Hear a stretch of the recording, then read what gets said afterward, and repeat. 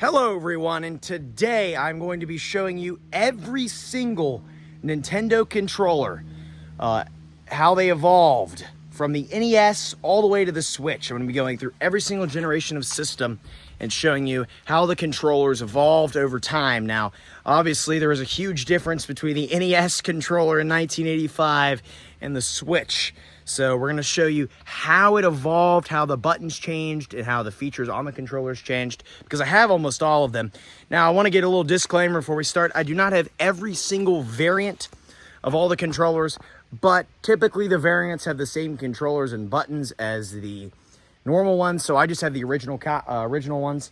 And for example, like the 3DS, for example, there's a ton of different variants of the 3DS. I just have the OG 3DS right now. So I'm going to be showing you that one, and then the rest are basically the same. So there's no need to show you a 3DS XL and a regular 3DS. It's the same buttons, and then the new 3DS is pretty much the same thing. But I'm going to show you, I have all the controllers laid out on the ground right now, so I'm going to show you a timeline of all the controllers. And I'm counting all the handhelds. The only ones I don't have are the original Game Boy, the Game Boy Advanced, the Virtual Boy, and the Game & Watch. I don't have that either. But I have all the other ones. I have NES, SNES, N64, GameCube, Game Boy Color, kind of, DS, 3DS, Wii U, and Switch. So, I'm going to show you. Let's go. Without further ado, let's go. Here we go. Here's all the controllers on the ground. So, I put them all on the ground so you can kind of see before we get started into details. So, here's the NES controller, right here. The SNES controller. This one's pretty cool, but I'll get into the details once we get more close to them. The Nintendo 64 right here. The Game Boy Color, yeah. Go check out that video. I'll leave a link in the cards. See what happened to that thing. The GameCube right here.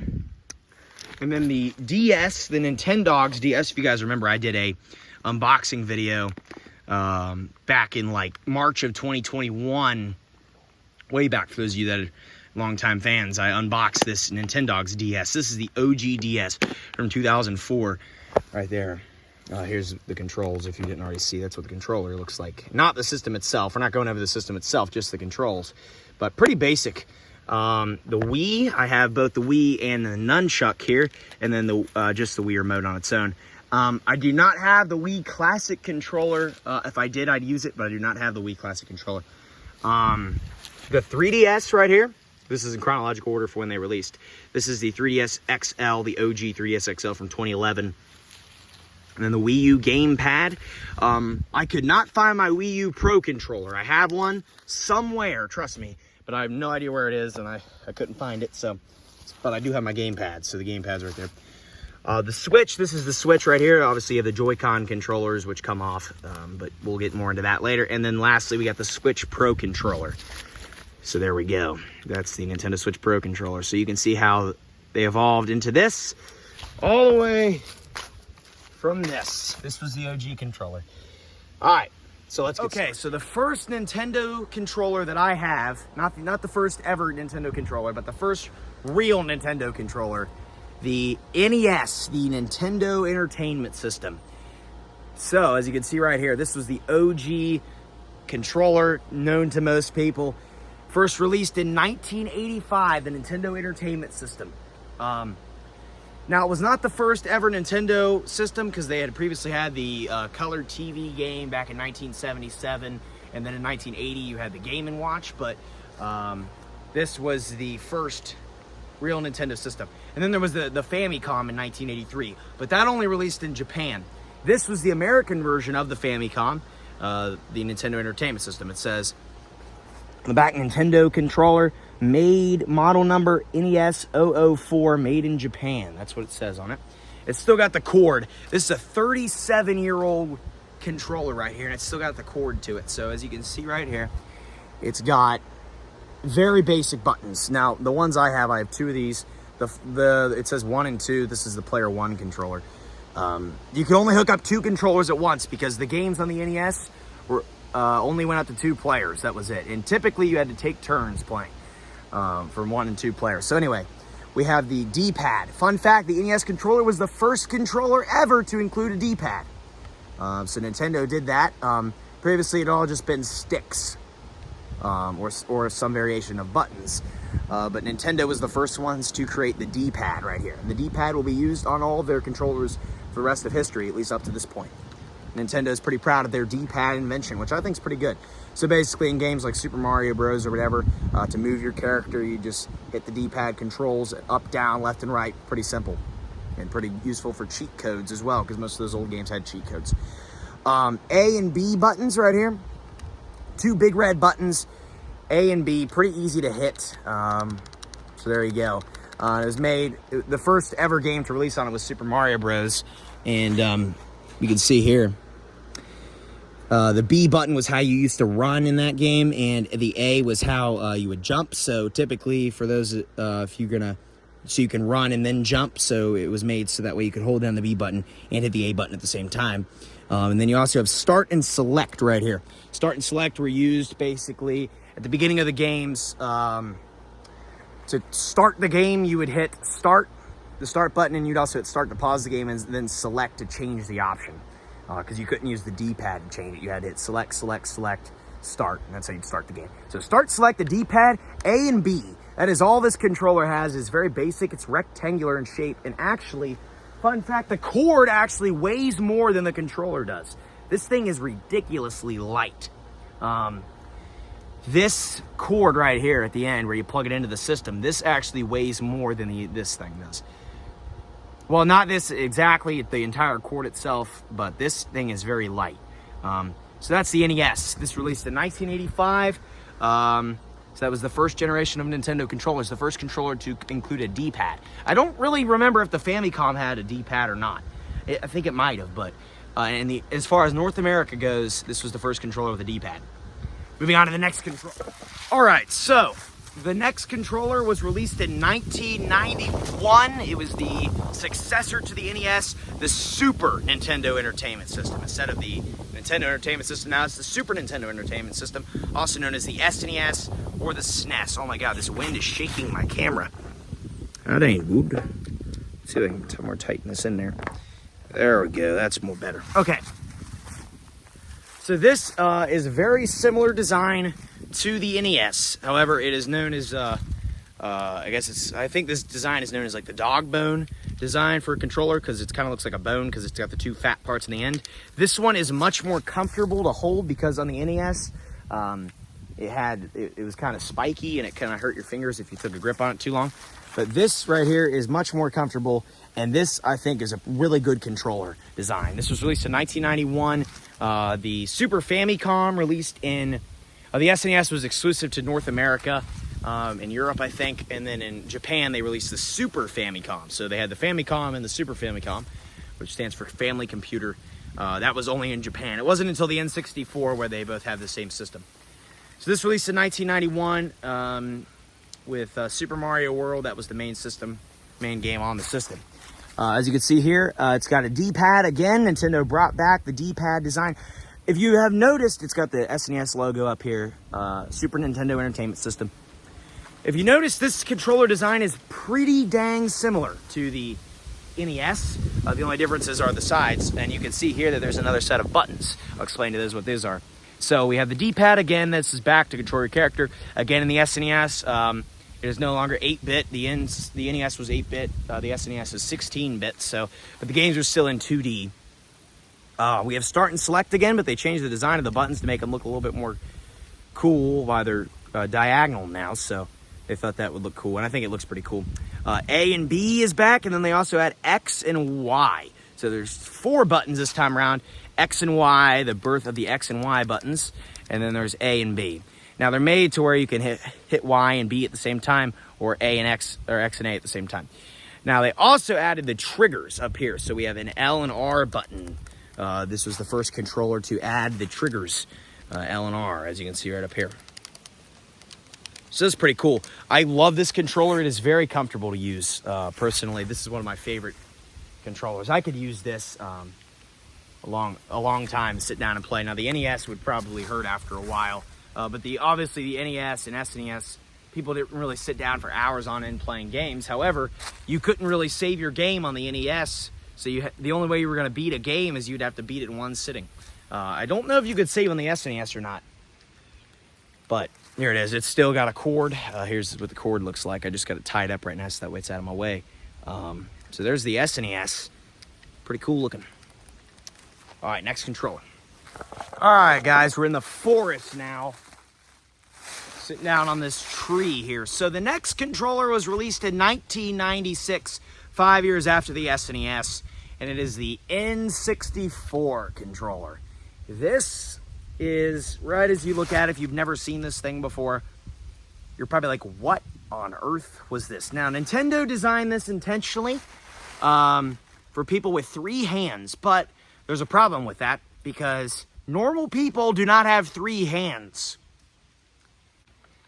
This design is actually also genius at the same time. Newsflash, it was not actually made for people with 3 hands because people don't have 3 hands, at least. Maybe they did back in 1996. I don't know. I don't know. For those of you that were alive in 1996, let me know. Do people have 3 hands back then? I don't know. Anyway, as you can see here, there are 3 handles on this controller. Now, the N64, for those of you that don't know, was the first Nintendo system to have 3D games. Basically 3D. Now you can walk in full dimensional. You can walk, instead of just walking left to right like in the other games or Illusions, you can actually go forward, backwards. You walk everywhere.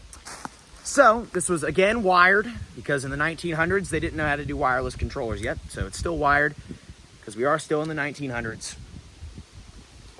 But as for the buttons themselves, we have the D-pad. The D-pad makes a return.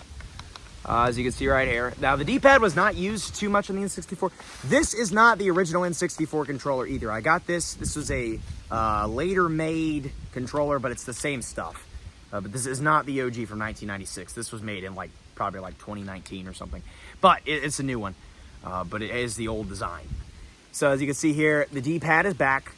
In the middle, we have the big start button. So select is gone. The select button is gone. Rest in peace, select. Realize we didn't need select because why have the select button when we can literally just use the D-pad to control what we select instead of just hitting a button a million times. But start is still needed to pause the game and stuff. So that's start. Now you're probably wondering the biggest thing on this that you probably noticed besides the 3-hand thing. Oh no. They're starting the freaking mower. Hopefully he's putting it up because he just mowed the lawn. Anyway. This stick right here, this is an analog stick. Now, the N64 was the first controller to include an analog stick. Oh my God, this guy. Stop. Was the first controller to include an analog stick. Now, because there's 3D games now, you need a better control because this D-pad is not really going to work if you're going to move in all directions. So they have a stick that you can control. So now you can go diagonal and stuff more easily and just spin it around. And in games like Mario Party where you have to spin it around, you can do this. Then that hurt people's hands, and Nintendo actually had to send in things to help with blisters because in Mario Party 1, there were many games where you had to spin the control stick and people actually got blisters in their hands, so they sued Nintendo. It was kind of funny. I'm dealing with the wind and the lawnmower here. Help me. All right, anyway. And then we also have A and B are back. They ditched X and Y. Don't know what happened to X and Y, but we have A and B. And then there's these C controls right here. I don't know what you call these, but they're buttons, 4 buttons. There are basically buttons, and then there's the D-pad and then the stick. Now, typically, what you're going to do is hold the controller like this. Because when you're playing a 3D game, you can hit A and B, and then have the stick down here.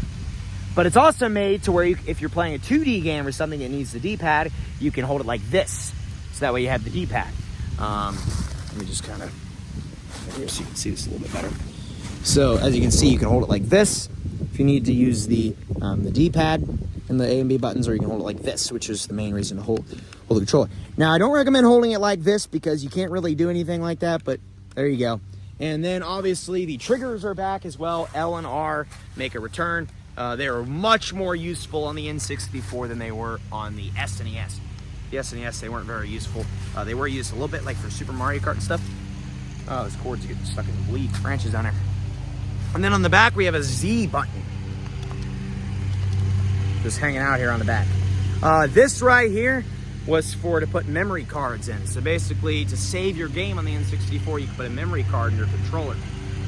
Or the system. I think the system had one too, but you could put it in the controller. and it would add some extra features to the controller. I think the memory card is for the system, but the controller, you could add an expansion on it.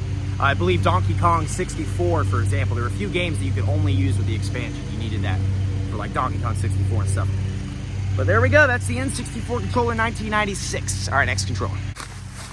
So now, the first handheld system that I own. Now, there had previously been 2 handheld systems prior to this. There was the Game & Watch in 1980, and then in 1989, they had the original Game Boy. Now, this is a Game Boy Color.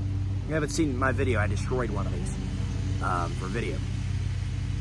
But, you're like, how the heck am I going to see the controllers? Well, actually, if you could look on the motherboard of the controller, you can actually see there are actually buttons that are still there, even though the buttons are long gone.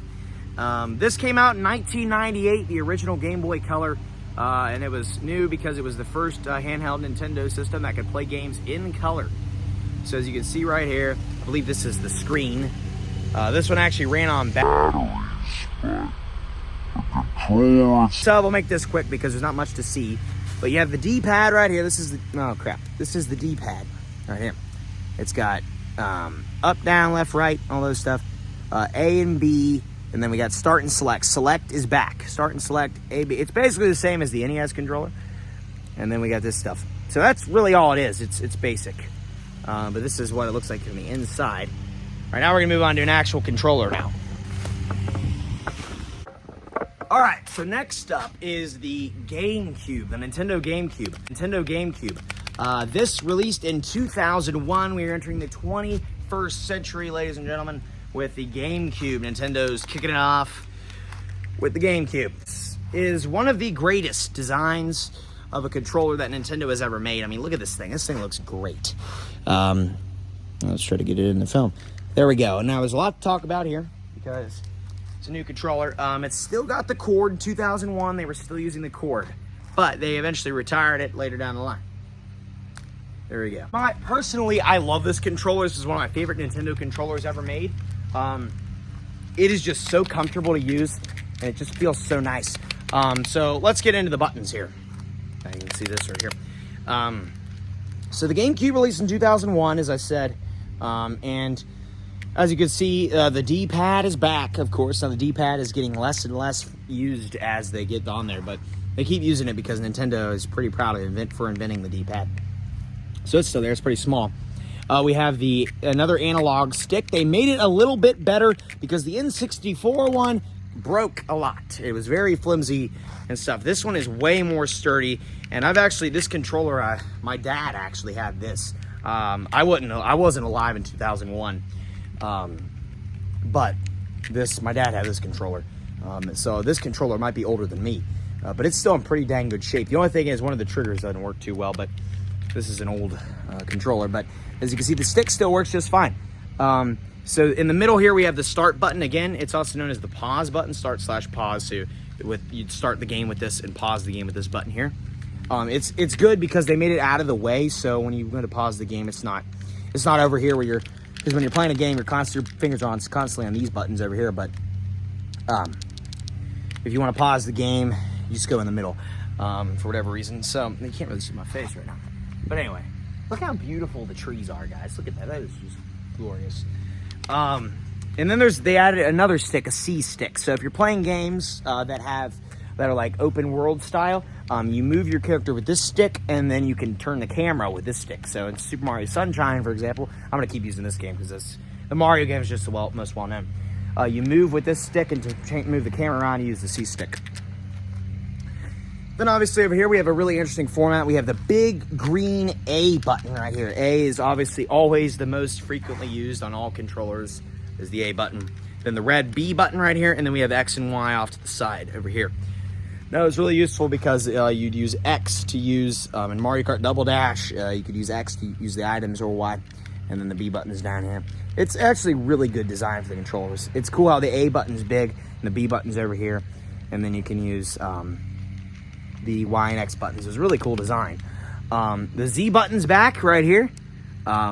it's got some interesting uses in games. They don't use it all the time, but it's really just used for like in Mario Kart Double Dash to switch characters. You hit the Z button, but I like this button. This button isn't very good on this controller because this one's old. The Z button's kind of wearing out on it, but that's the Z button. It's only on one side. There's no button on this side of the controller. It's only on this side. And then obviously we have the R and L button. Now Nintendo introduced a new concept on the GameCube controller. Two concepts. The first of all is rumble. Rumble, by the way, for those of you that don't know, is when you're playing a game and something happens in the game, your controller vibrates, which was really innovative at the time because typically when you play a game and something happens in it, nothing's going to happen to you. So like in a game, for example, if something were to like explode for some reason, the controller would go vroom, like vibrate. So like you actually feel the explosion in your hands. It was pretty cool at the time. It was not HD rumble or anything, so you could like put this thing down on the ground on the thing and it'd be like the controller would almost shake. But it was new at the time. And then we have an L and R triggers. Now these, in my opinion, are the best triggers ever made in a controller in history. They just feel so freaking good. They're meaty. They're analog control. They never brought that back. It was only on this controller. But basically, see, I can hit it down like this, and then I can hit it down further. This is when I just hit down the trigger, and then I can hit it down even further like that. And that's the analog feature of it. So basically, when I'm playing like Super Mario Sunshine or something, I have the standard flood nozzle. There are like two of my neighbors mowing the lawn right now. Gosh dang it. But I can hit it down slightly, and I can still run and spray at the same time. But if have it fully pressed down, I just stand still, and then I can aim with the stick to aim my shot. So that's what you can do with that. So that's the GameCube controller. It is very nice to hold, very firm. It is nice for, the GameCube was really the first system that you could really like sit down for hours and hours on end and play. You could do that with the N64 too, I don't know what I'm saying. I love the GameCube controller, it's a great design. All right, next controller. Almost forgot to mention, see the cord here? This was the last controller with a cord. Now in 2002, they released the Wavebird controller, which was the same thing as this. It was a wireless version of the of this thing, and it was basically worked like a remote as long as it was pointed toward the TV. Anywhere it would play, but because people were like, we don't want the cord, and so they released the Wavebird in 2002. So I don't have a Wavebird, but they did do that. So it's a wireless GameCube controller. All right, guys. So the next is a handheld controller. 2004 was when they released the Nintendo DS. Now, this was the first system that I actually played growing up. Some of my first ever experiences with games were on the DS. But this is the OG Nintendogs DS right here. I'm going to change my spot. This guy needs to put this freaking mower away. Anyway, so we have the DS. This is the OG DS from 2004. It is the Nintendogs version. I did a video unboxing it. I just got it like last year. It's brand new, but it's not brand new. This is the 2004 DS. Look at this thing. Now the DS, if you guys don't know, had a ton of variations over the years. So you basically open it up and you got two screens, the dual screen. That's what the DS stands for, dual screen. I think. It could be digital system or dual screen. I don't remember. But you got two screens. This Nintendog thing is not printed onto the system. You can actually peel that off, which I'm not going to do. But this is in great shape. I actually had this in the box from 2004, which is pretty crazy. So obviously you got the D-pad again. Oh my god. Now the DS had 3D games, but you had to use the D-pad for it. This button up here is the power button. Oh, I can actually turn it on. Holy crap. Let's see if you can see anything. So I haven't charged this thing since 2021. Since March of 2021. So a year and a half ago was the last time I charged this thing, and it's still running on juice almost 2 years later. I'm gonna touch the screen to continue. Does touch screen work? So I can play Picto Chat. Sweet. Anyway, I'm gonna turn that off. You can set the time. It says October 2022, so it even knows the date, so that's pretty good. Over here we got start and select. They're back, these two little buttons over here. And then we have A, B, X and Y right there. And then on the back we have L and R. Pretty cool. Now, the DS screen right here is a touch screen. It was the first system to have a touch screen. And so the DS came with a stylus right here. So it's kind of like a pen thing. So if you think your fingers are too fat to hit the stuff going on the bottom screen, you can use the stylus to touch it with this, which was pretty innovative at the time and still is a pretty cool thing. Even the Nintendo Switch has added styluses for Mario Maker 2 and stuff, which I think is pretty awesome. Now I'm going to talk about the variants right now, because this was not the only DS. I don't have any of the variants. I used to have some of them. Oh, and then by the way, on the bottom there's the volume screen. I'm going to wait for this guy to get done mowing, and then I'll talk about it. Alright guys, he's done mowing now.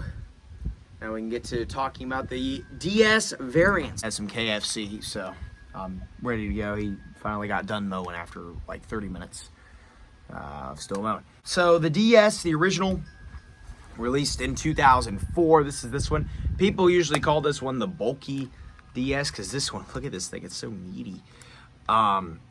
But they did go on to release some other systems. Now, this was the OG in 2004. In 2006, they released the DS Lite. Now, the DS Lite, as well as the original DS, was actually compatible with Game Boy Advance games. You could actually put Game Boy Advance games in here. But the DS Lite was released in 2006, and that's the one that I had. It was a black DS Lite. I've told this story plenty of times. When I gave it to my sister. We were up on vacation somewhere, and she left it at the hotel that we were staying at, and it was never seen again.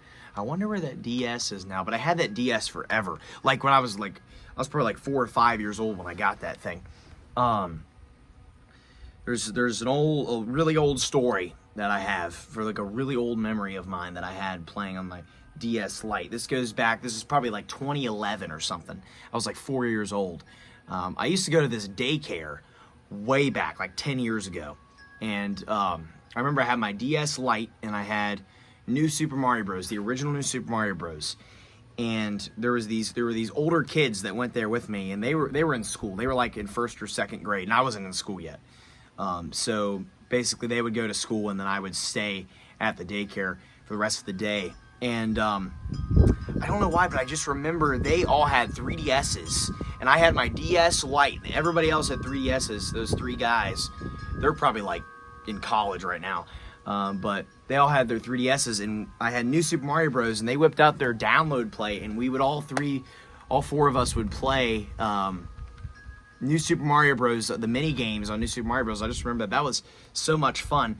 And then they were just playing Mario Kart 7 on their 3DSs. They had their fancy schmancy 3DSs at the time, which was brand new. I didn't have a 3DS. I just had a DS Lite. So they had their 3DSs. Let me play Mario Kart 7, and they were just playing Mario Kart 7, and I wanted to play it so bad. So that was when the 3DS was new. So I had a DS Lite, New Super Mario Bros., and we did like the Mario and Luigi, Mario versus Luigi challenges and stuff. The mini game where you fight for the stars and stuff. That was pretty fun. But that's the DS. They also released in 2008 the DSi and the DSi XL. 2009. I think that was in 2009. They released the DSi XL rather than the DSi. But they might have come out the same year, both 2008. I'm not really sure. Controllers, they have a D-pad and then the ABX and Y. But the one I grew up playing was the DS Lite, which was also compatible with Game Boy Advance games. So I remember I had like Tarzan on it and stuff. Some of the earliest memories that I have of playing Nintendo games are on my DS Lite, especially the original New Super Mario Bros. That was crazy. So now we're getting into areas where I was actually alive during. So now for the next system. Alright, so the next system, released in 2006, was the Nintendo Wii. Now, this was a revolutionary system for Nintendo and just any video game company in general, the Wii. Now, everybody and their grandma knows about the Wii, I'm sure, because it was the first system. Again, this is not really a controller. This is a remote. It's known as a Wii remote in here. Now, this right here is a sensor bar. It's a remote. So basically what you would do is you would point the controller at the system, and there would be a hand that would come up, and then you just hit the A button to hit it. So it's not going to play like this. You could also play it like an NES controller like this. On its side. So you have 1 and 2, buttons 1 and 2, not A and B. There is A and B right here. A, B1, 2, and then there's the home button. They had a home menu. So here's the home button. Then they had a plus and minus button, and the A button, and the D-pad, of course, and then a power button to turn on the system.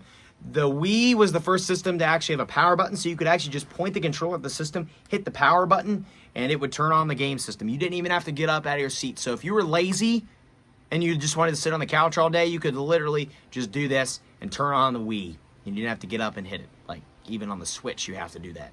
You can't do that on the Switch. So, that's pretty cool. But anyway, I had a Wii when I was really young, too. New Super Mario Bros. Wii, that was the game I played a lot. It was pretty nostalgic to me. But, I didn't have a Wii as long as I had my Wii U or 3DS, though. Those were the two systems that I really grew up playing. But I had it, like I said, with the DS Lite. I'd had that before the 3DS. And when the 3DS first came out, I remember when the 3DS first came out. But basically, you have the Wii remote. So, the main thing this added was the motion controls. Now, basically, there was games like Wii Sports. You could, instead of just having this, you could literally flick the controller around and you could do certain movements with it, which was crazy at the time. It actually allowed gaming to have exercise. My cat is chasing this kid around the cul-de-sac. But you could actually exercise by playing video games. And there was games like Wii Fit in 2007 that released, and you could like literally get in shape by just playing video games. So it was really revolutionary at the time, and actually had whole families playing Wii Sports, which was a huge game back then. Obviously Mario Galaxy and stuff like that. Great games on the Wii. They also have the nunchuck, so if you're going to play a 3D game and you want the stick, they have this nunchuck that you could just hook on to the Wii remote like this. Play like this. So you have so it has an analog stick. So I think you were supposed to hold it like this, where the left hand has the nunchuck. And then it's got some buttons on it as well. Like there's the Z button, and there's the C. This is a C button right here, used for that. Now you could shake the controller, and it was crazy. And it actually took batteries. Oh, check this out! I got Toys R Us batteries in here, dude. That is ancient. Some of this stuff I haven't pulled out for years. For those of you guys that remember Toys R Us, that store was freaking awesome back in the 2010s. So I guess I haven't put batteries in this thing since that was still open. So that's crazy. I still got Ultra Alkaline Toys R Us batteries. But yeah, these controllers just take batteries. Batteries, sadly, are starting to become a thing of the past now, but that's the Wii. I have a Mario Wii remote here too. This is the one I use the most. The Wii was useful too, because when I had my Wii U and I played that for a long time, you could actually use the Wii remotes on the Wii U. So the Wii remote lived for a long time. And I was really mad when the Switch came out and realized you couldn't use Wii remotes anymore. So yeah, but the Wii remote always holds a special place in my heart. This is a really cool controller, really nostalgic controller to me. It's a really nicely designed too. I like it. Next up, we have the 3DS, which released in 2011. This is the OG 3DS that I have. It's a 3DS XL, though, but it released the same year as the original 3DS. This is a very nostalgic controller to me. And like I said, I remember when it first came out and people were playing Mario Kart 7 on it way before I had one. And the cool thing about this is it was backwards compatible with DS games, so you could play DS games on the 3DS. And even connect to DS's, like what those guys did when they played New Super Mario Bros. With me.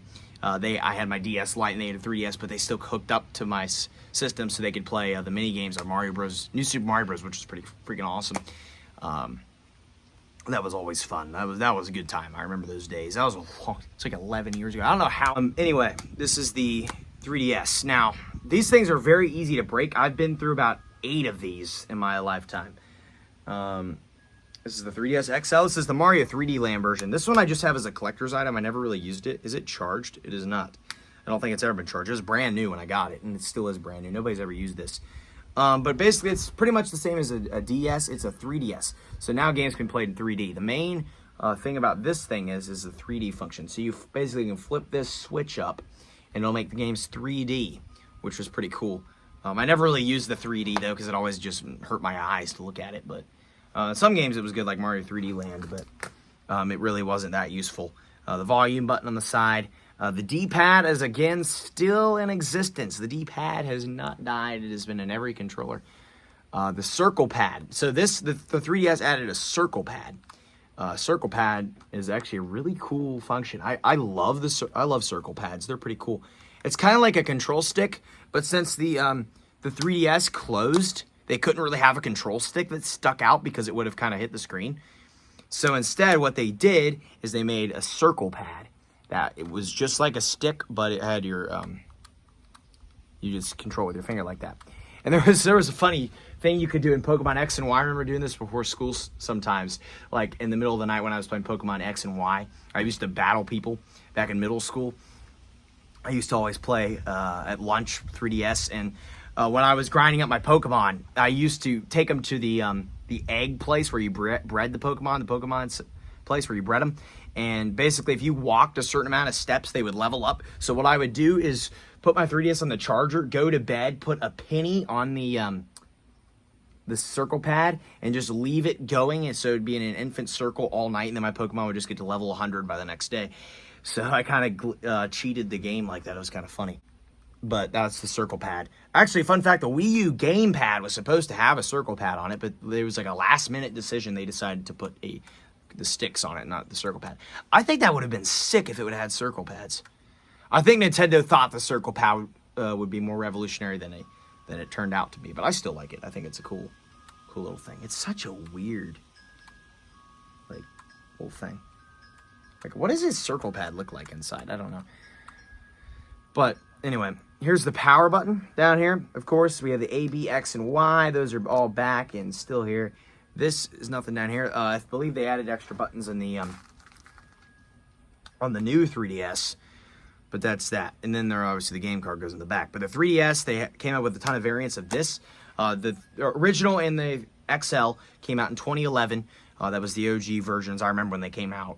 Then they released the 2DS in 2013, which was basically a 3DS that wasn't closed and it was like flat and it wouldn't close. In 2015, they released the new 3DS and the new 3DS XL, and then in 2017, they released the new 2DS XL. And that was all the variants. The new 2DS XL was the last one they released, and I had that one too. I had like a bunch of them. So there we go. And now for the last two systems, the last sole console. All right, now 2012 with the WiiU. Now the WiiU gamepad right here. This was their Nintendo's innovating thing during the Wii U era. Now the Wii U is a huge nostalgic system to me because I've had this thing since 2013. That's when I got this gamepad. I was in first grade. Christmas that year was when I got this gamepad. The Wii U. That's when I got my Wii U, and I played that for years until the Switch came out. The Wii U is a very nostalgic system to me. I love the Wii U. I played it a lot when I first really got into Nintendo was with the Wii U. But anyway, it was made. This is the gamepad that comes with the system now. It was kind of made so you don't have to look at the TV, and there's a screen on here that you could literally look at the screen, and it was a touchscreen version, kind of like the 3DS was. But the Wii U is really crazy. It also had a camera right here, so you could actually take a picture of yourself and take pictures with the Wii U gamepad. You could do that. Same thing with the 3DS too. 3DS, there's cameras right here. You could actually take pictures on the 3DS. And maybe the DS you could take. I don't really remember. But there's two sticks this time around because it's a console controller. So just like the GameCube, it's got two sticks. They're both on the top, a left stick and a right stick. Like I said, these were originally supposed to be circle pads. The beta designs of the Wii U that were shown at like E3 2012 actually had circle pads on. But they decided last minute to make them sticks instead because they thought sticks were more reliable. But circle pads are actually really good because circle pads don't drift. They're made with a really good material. The material of the circle pads is kind of cheaper, but they're way better in the long run. And I haven't really broken a circle pad. It actually takes a lot too. That would have been really cool if they would have made those circle pads instead of normal sticks. But the sticks now actually have a feature that the PlayStation had that Nintendo kind of copied, which was the idea that you could actually hit down the stick and it'd actually be a button. It's actually a button. You can actually click down the stick. This was really good for games like Mario Maker with the touchscreen on it. A, B, X, and Y over here. This controller is really bulky, which I love. Start and select with plus and minus. Start and select still on here, man. It says start and select on plus and minus. There was a power button, and there was even a TV button. They made it so you could actually control the TV with the Wii U gamepad if you hooked it up right. which is pretty cool. So you could actually use your gamepad as a TV remote, which is pretty cool. And there was a microphone down here, so you could actually talk into the thing for some games. Home button at the bottom. And then this thing over here is actually for Amiibo. So the Wii U is the first. Oh yeah, obviously D-pad. Newsflash, D-pad's back again. This was used for Amiibo because in 2014 with Smash 4 they released Amiibo, and you could put the Amiibo onto the controller right there to scan them in. And this was the only way you could do it on the Wii U. But on the Switch now, all the Amiibo, you could literally just, almost all the controllers have NFC compatibility. Back in the Wii U days, it was just this. This was how you scan the Amiibo. And Amiibo first came out during the Wii U's lifespan. And the Wii U is such a good system. And then obviously in the back you have R and L, and then they introduced ZR and ZL. That's another thing too. The new 3DS has a ZR and ZL button, but you barely ever use them. But ZR and ZL, and then there's a stylus. I lost my stylus because this thing's freaking old. You can see when I've tried to peel the sticker off. This thing's so old. Don't ask me where that's. I'd love to know like where that stylus is right now. Like that'd be kind of crazy. There's a chance it could have been thrown. It could be in the dump. I mean, who knows? But this thing, the thing about the Wii U gamepad, though, is it gets really dirty after a while. Look how dirty that screen is. And I've cleaned this thing several times. I mean, this thing is so old. This is just a nostalgic system. Oh, yeah, you can also plug in headphones, too. And you could, like, take the gamepad in another room. So sometimes when I was making Mario Maker levels or whatever, me and my sister, we'd play Smash Bros. Or something. And she'd, like, go in my closet when I used to live at my old house. She'd go in my closet and we could play this. She could play the gamepad in the closet, and I'd be out on the TV playing. So you could have somebody on the gamepad and then TV. So the Wii U actually had the most controller options of any Nintendo system. You could use the gamepad, of course. You could use the Wii Remote. The Wii Remote was compatible. You could use the Wii Remote Nunchuck. You could use the Wii Classic Controller. There was also a Wii U Pro Controller that I have somewhere, but I don't know where it's at. They released that in 2012, too. And then there was the Wii Classic Controller you could use, and then you could even use the 3DS for a few games, like Smash 4. And I think Mario Maker 1, you could use the gamepad for, or the 3DS. So it had the most controller options of any of the systems, because it reused a bunch of designs. So you can actually use a GameCube controller, too. I think you could buy an adapter to use for Smash 4. When it came out, you could hook up a GameCube controller to the Wii U and play it, so it was pretty cool. Thank you. Have a good day. So yeah, that was. And then with the Wii U too, they also made special controllers for Smash Bros. That were wireless GameCube controllers, and you could hook up an adapter, plug in the GameCube controller, and still use that on the Wii U, which is really awesome and crazy that they could do that. And now for the last system, 2017. The Nintendo Switch. Now, we don't really care about the system itself.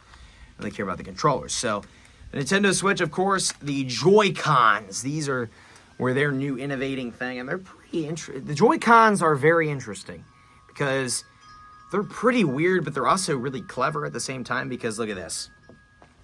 With the Joy-Cons, I can literally sit however I want. I can sit like this and play my game, man. Like, I can sit literally like this and still play Mario Odyssey or whatever I'm playing, Smash Bros. I can pull my hand out here and still play like this. It's so cool because you can just put your hands in wherever situation you want and just be a lazy, just play. But anyhow, and you can hook them up to the system, of course. Now, they got motion controls, and they were the first to include HD Rumble. Now, the Wii U, the Wii, and the GameCube had Rumble, like I talked about earlier, but it was just...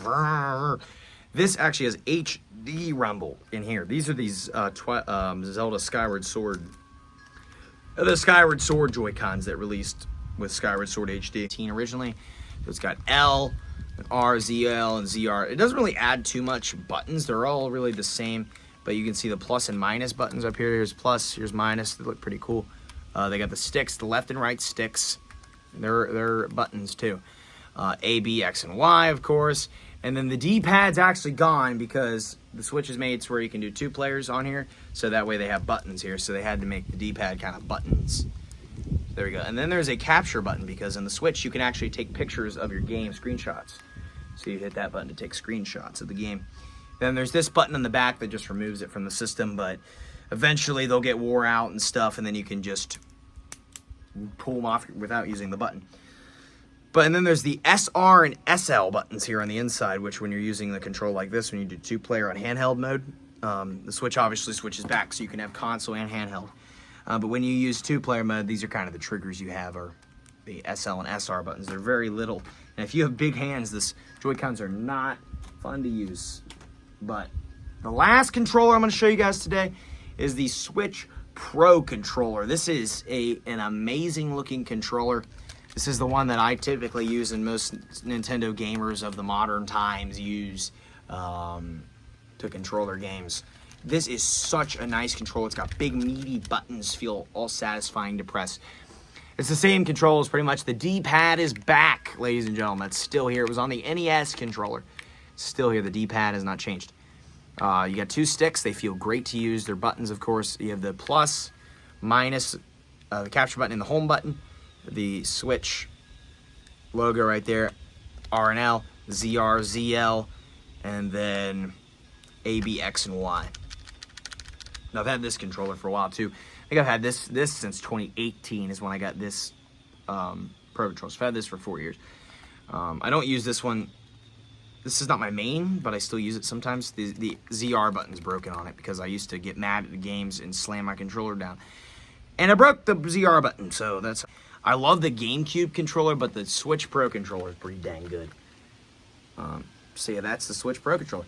So with that, guys, that's going to be every single controller from the NES all the way to the Switch. Now, whenever the next systems come out, I guess I'll have to do a redo of this video. Maybe I'll have the Game Boys by then.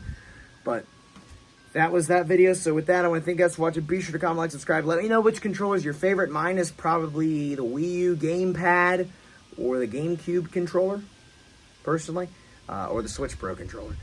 One of those 3. My least favorite is probably the, maybe the N64. I don't really like the N64 controller too much, or the NES one, but I still like it. They're still cool. There isn't really a bad controller. But with that, I want to thank you guys for watching. Be sure to comment, like, subscribe, and I'll see you guys next time. Goodbye. Wah!